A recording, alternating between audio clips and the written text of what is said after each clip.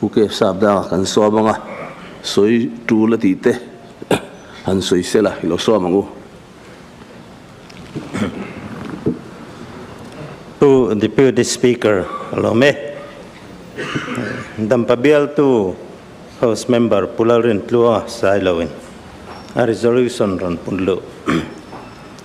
Mizoram Subordinate Service Selection Board MSSSB Mizo Thalai Nazong Mek Titana Rin Tlak Le Tangkai Tak Tia Tak Hi Sorkarin Ennon Le Rose Di Thu Hi Nieka Han Soi Khom Nak Naka Sorkar Tutluk Na Chuan Tun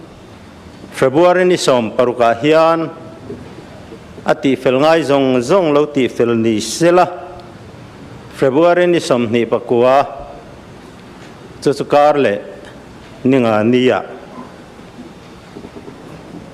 thia pem ni sela MPSC ya lupui ni sela ti kha ania ani hian thia ta khi aron tia a resolution po hi literally chuan alani lo deu leka chu kan soi fe du masani lekan ngai thak ta kang khan cabinet committee in MSSSB din tura arel kha zone ni so sang ni som pakwa ani tin notification at suwa ka zone ni som pakwa sang ni som pakwa niya tin chairman tur kha han zong trana til magdeu mayom chu all India service te tin central civil service te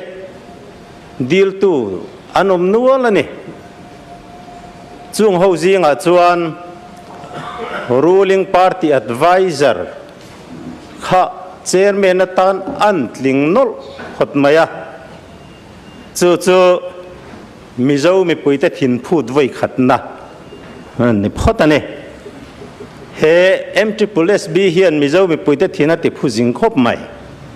adot le chuan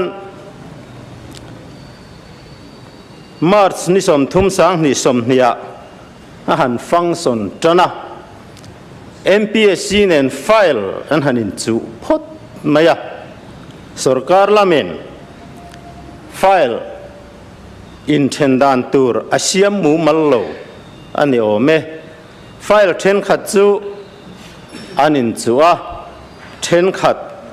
anin non boka chumia wang chuan nalak lak lo po kha enge mo chen chu akhai ilak le ani kha kan la khe the o me chu chuan thalai te thina ti phule ne dot le chuan na han thok ta nuala akuma hun bi chai soila vila RTI zona mi puishia ta alo langa chu ta chuan MSSSB na alak don hian politician te anron in rolem ti zona a oma chumi chu a thok tu ten an chan na chuan in role ti ni tlatani chu chuan thalai te thina ti phun sale khop mai Pu Deputy Speaker adot le chuan for clarification tan kan dulok chu kha zona pok kan muwa ma se enge result an ti kha political party khoi tang pol ti se result eng ma ti dang lam lo ti kha a chan na om kha a chan na chu zona hi iphalna in kan chair chua kanga pangana zona pangana MSSB din ani nuwa Surkhan hatok tur group bila kan in thunei tu sang minister MLA le surkar official dangin antu sakzong la tura zia sakemo tungka emwa soi puina omem omani chuan xerox copy ti hemin pela ti khani a chana zo khe poimo lai chu ni MSSB din ani nuwa Surkhan hatok ale so khana tok tu group B non ke te la kan in tu nei to sang atanga tongka soi pui chang a soi hun lain Pu Speaker. Deputy Speaker. ni ma sela soi sakawanga tling lo tu ti tin tu Deputy Speaker, point of clarification nei kalnai to ronin rom ranom acha me chau thil soi is not affair nova chu wang chuan he Deputy Speaker. soi sakawanga point of clarification ni to Deputy Speaker sia atilanga di point of clarification ni to pel nei to Pu Deputy Speaker MSSSB hi ya triple hanti hianin kan lo zade utepon yang MSSSB hi MPSC in akini nalatu kan niya constitutional body kan niya amaro kan in dailo mayamin puitu tur subordinate body kan mamo tini se angai thiam omane amaro chumi nalatu pa ngain anin dailo thu pon soilova an mani puitu tur body dang ruat rot na pon ne heklova amaro chu political body yatanga puitu tur ruat an ni hi alau thonum hrim ane chu wangin MPSC initiative chu ni se apomom khopang amaro chu MPSC point trulati lo ngoi political pressure wanga he body hi executive body na din executive body na du huna ati dang lam thei thalai te career in ngana ta na body siam hi ram tan le thalai te dan a him lo ane sen so chung chang ni chi na khan member zom tak ten soya staff lo cheng nuai ruk cheng nuai kwa sing ruk sang khat zanga som kwa panga ani ye ti soiri ko ma dika ten vehicle le maintenance tan nuai khat sing li sang khat zathum se na ni boka ti chuan he MSSSB ania wa awma wang hian thlatina kan sen so chu cheng noi som pakhat le sang ni zaria som kwa panga ani a hei hi sarkar masatan khan engma lo ani mai thei sarkar thar chenga takngial po nutchia lo sarkar tan chuan thlatina sen so tana lian mane kum khat chunga sen so phei chu noi za som thum pahni lai ania heti za than sef hi he sarkar thar tan hi chon thil hlu takane tuna hian ale khapuan le lam ol taknial po hi kan ot ngoya ti hian ale lam ola kan ronin buat sai shamania kan chief minister point mania min en tir to kha chu wangen he MSSSB hian thatin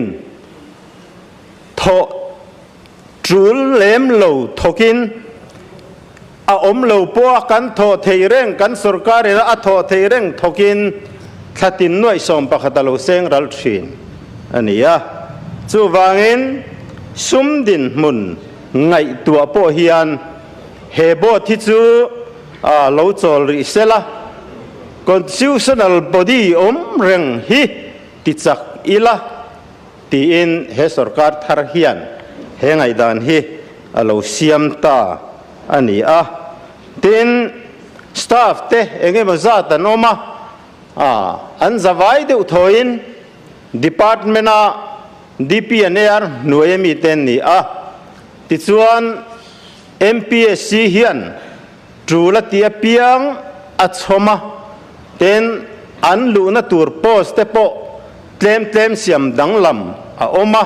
lung oi taka an lu khom theina turen post po siam rem vek ani to a ti chuan MPSC na momolo staff te ro chu an department a an kir le mai tur ti ani a ti chuan sen so pa ngai reng thokin sarkar office lam alo in dai sot don ti na nia MPSC alo in dai sot don ti na ni bokane china kan ngai thla kang khan thalai te hi zo tangu bot diam jok lak ningen du bot sang jok lak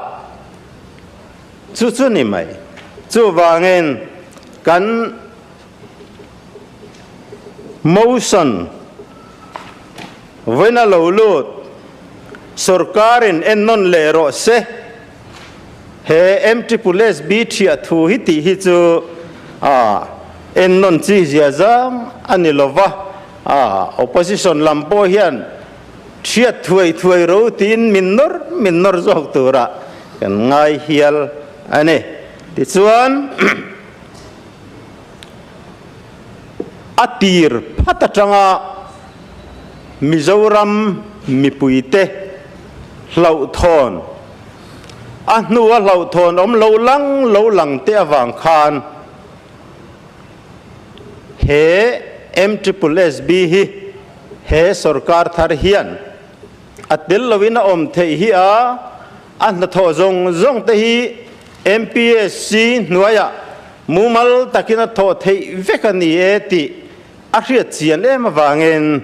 thia hello rota ni chu wangin voina kan motion soi ho sarkarin ngai to non le ro se ti hi chu thil tul lo ani awangin apulu tu hianin withdraw le turin pu deputy speaker kan ngen zo kan ni kalome a concern ministerin a soi turang te a soi to tuna chuan kan house leader Pu Duhoma chief minister tu sei du anei te soi turin lo so mangu Pu deputy speaker kama minister sang tu ne so yang khan kan resolution hi man mo de feta thia ta khi atia an la thiat lova amaro su thiat tum ani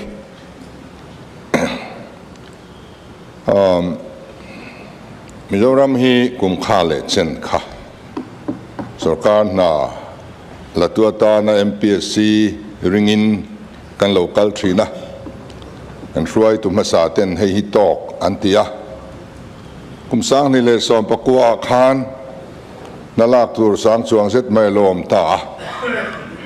chuti lai kan ruai tu teri ruwa chuan enge ni lut ta ni le group B lak na khan thunei tu fan siam chak na lom ta thut maya ti chuan MPSC kut atangin an ui chung group B lak na chu sak aloni ta SSSB alo piang ta ni atira tangin MPSC nena ning kara in Freeport na awam hala nakalai an lo khoi lai te chu MPSC in SSSB ape khoi zui du lovin sarkar halak reife akhai laka atopa pek le ania hian recruitment kalai atibal ha thui ani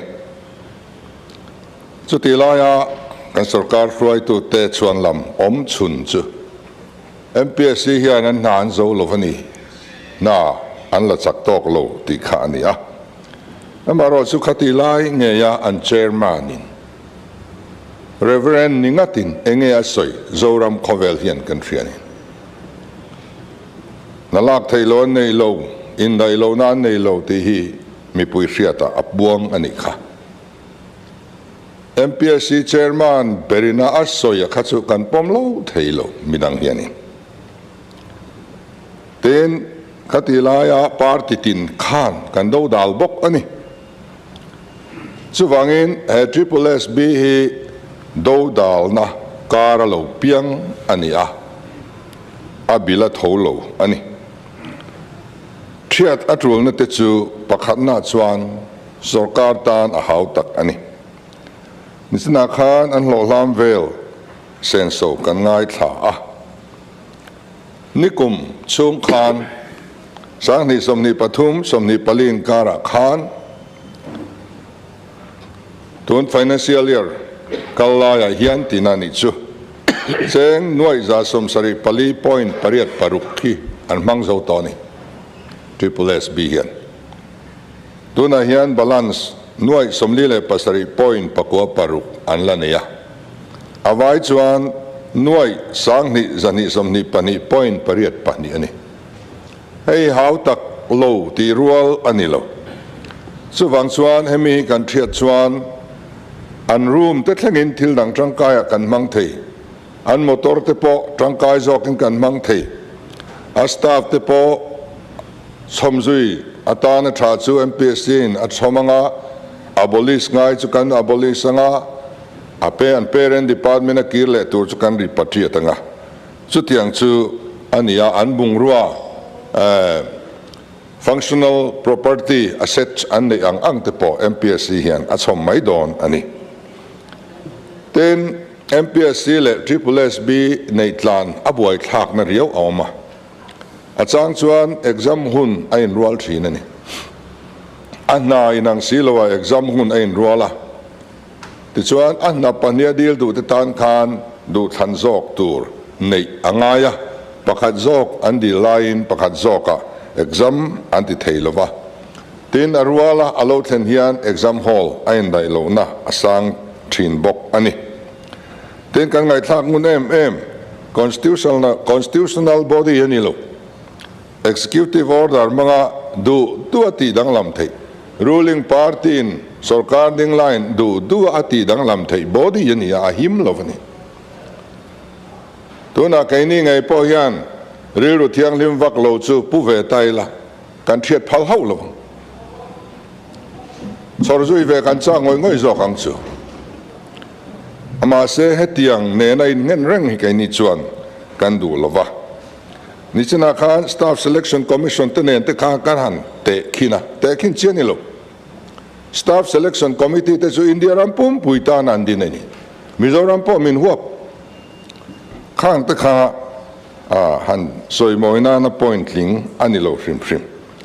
ti chuan constitutional body ni lo na ruling party na du soi sak thei ni na chu chairman an han ruata kan riat ang khan chairman post advertisement hi ale kha kanen chuan copy to all heads of department is achuang veni ma se chiang ta kan riat chu department hian an mukim ngai mi la confidential ang deuh tho in chairman post advertisement hi an kalpui thin ti kan chiang khop an frekim lova deal du ten an deal kim ve ngai lo tin qualified jok anom point kan ngai thak tong khan a qualified lo jok an lak tak te aya om tak khi lak lova an tang tlat thina chu tiang chu thilom dan ania kan ngai thak fo tong khan apa ami hring he poimo lo ve kan tia ami hring hi lom poimo ani le voina hianin keini ai o hianin skolaya tu temo da tai la kan pomangem emele ni thodon ani minister ni thodon ani ami hring hiani poimo chuni ami hring hiani poimo chuni chu wang chuan party advisor ni lai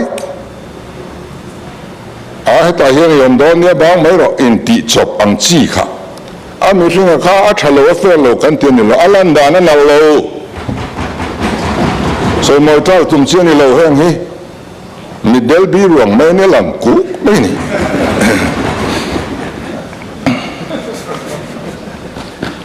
chuta ang ro chole zela chairman pakhat chu anin ka sei lawang tu chang dia la ding tura ming soi ve hat ania bangbat kai ani pakhat le chu china po hangkal ve to ngat khania bangbat kai takani khatiang li misian da ta ka chuan ring nam hi har ve du bokani opposition tan chuanin chu tiang chu thilam ziania ni china amu verkhan resolution nei tu khan hiện nay hiện DPNR trong tập đoàn ăn va in năm nơi ăn va tel pui chỉ này tỷ lệ hà là khát tiếng anh ấy lết phê chuẩn tel lâu tour tel level tel để zel tel ni phê chuẩn in sarkar ding lai thu chu an zom lo ngam hau lawang ti chu a chiang sa ani khát tiếng này nuôi khan ya chu wang ni kun February tha khan MZP te college student union te nam po zin lai ten chairman bang tu rin an noron kha fellow aumantia bang turin annora nala kalai article kamvio bok ani then triple SB no hian political fitness hi qualification poimo de mai ani chang hi aumani mai o mange ti thei turin thilawma til zong zong a fellow a thalo vek kan ti re lo digle fel takin til tam takan ti ti kan pom amaro chu RTI chan na te khang ti o kan phat don le sarkar thu nei tu sang te ano enroll thi nan ti to te chuanin chu tiang enroll theina body thiat chu engam ka u em le an enroll chu an lo sual pha lem lo ani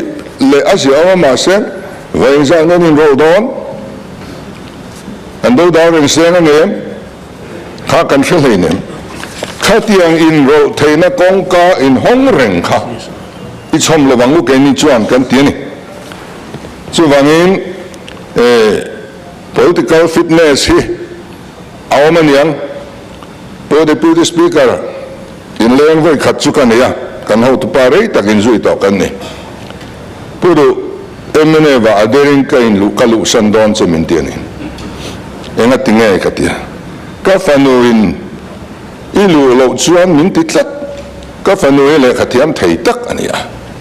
triple SB no yan deal the pia ke deal ve ai thiam lo hi an la reng ma ya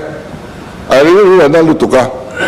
pa ze PM ni chung chuan ifanu hian sarkar na ka mudon lo ka kuma over trip to lut ve ro min titlat me min lo thiam don ni ron ti ni chu ta ka kan ton ani serche by election om lai khan en ti nge kan in zor kha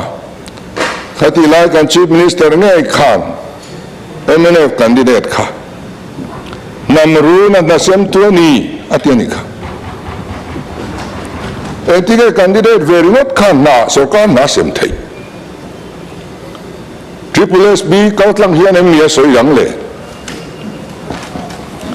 tabiala chuan certificate xerox copy an lak sak thu le ngala sarkar na tiamin chu ani thudik tak chu opposition kan ni lai jong song khan je PM ni chak ve ngoi an fa te na dile no wanga ningam lo kan tong chu an tin lunga an do ni hau lo an fa te na an dile wanga ruling party adera in pe kan tong chu hei thudik ani em wang ne a thleng kan ti chuanin hei kan kal phugi diktat lo lo tiang hi kan kol thlat lo so wang chuan heng hit thudik ania tin hetiang ramzim a hian kan namolo hrimhrima machine kan tlema tichuan MPSC hi sangkal kwa song kwa pakhat adin ania tuna yang kum samthung le pathum lai ania constitutional body dik tak ania ning chiat na ala nei ngai lo ani tichuan tuna triple SB kan thiat hian dan thuam chak don kan pong thiat don lo tuna MSSSB a thoklai atang hian sen sodan ngai lovin deputy controller of examination te assistant controller of examination te assistant te UDC steno LDC le group D te MPSC hian achom ngau don ni ten and functional assets nei zong zong achom bokang ten MPSC tan hian post som pakhat post thar siam phawna pek ani to a ama chu avai vai hian an namo po deputy speaker karing chia to lova tuna an chom tur te nen hian kan adja sanga chumi ba ka tru an la nei ni chuan kan fill up sak mai don ani ten tun ma ang khan ni to lova MPSC hian examination wing anei to ni ran palio liavin examination wing anei to a har saneng man nei lo anar sanen nei chun chu examination hall ani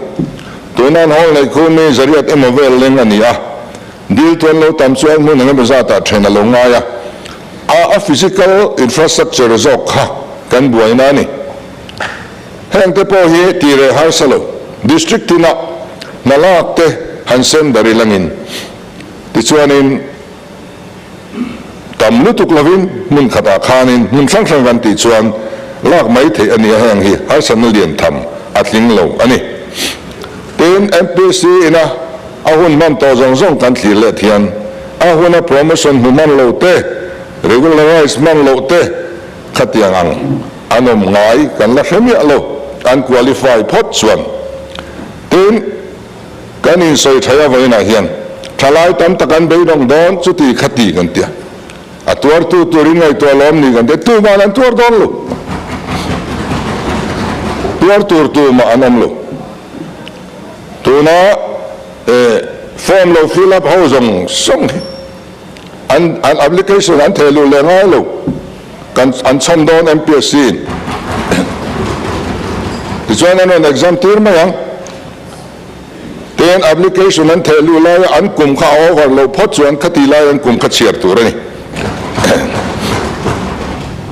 chu wangin thalai te ti beiron na tur te mo a tu te mo ti thlabar tu ma fui por tu ma kan ti vak vak khi adik lova khang zong zong MSSB na alo ti to lo don khom kha MPSC na la chonga ahuna ati mai don ani ten tu na chuan MPSC hian annual recruitment calendar anei vek to ni tun ma kha chuan department in nalak tur an ne piang an man hun onan va thelu ringata khatian va thelu rola annina nalak lo process ka zong zong kha an theilwa tuna chuan kum khatchun program fel takin schedule an neya annual recruitment calendar an siam sa feka tun ma nga har san na khawm to tur ani lova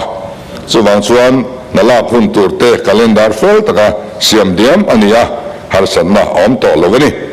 ten tun ma kha na kha han pate te nan la thina kha khan hun adwa tuna hi chuan thil thar combined examination hi introduce alo ni to hi hianin na atinep to bok ani tintuna hian an room te renovation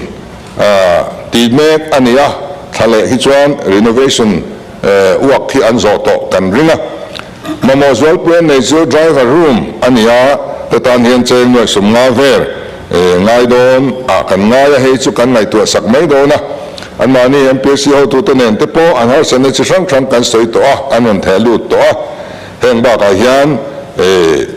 eng ememo mamo dang an la ni chu po chu kan sum din bona sil zelin kan ngai tu sak zel don ani ten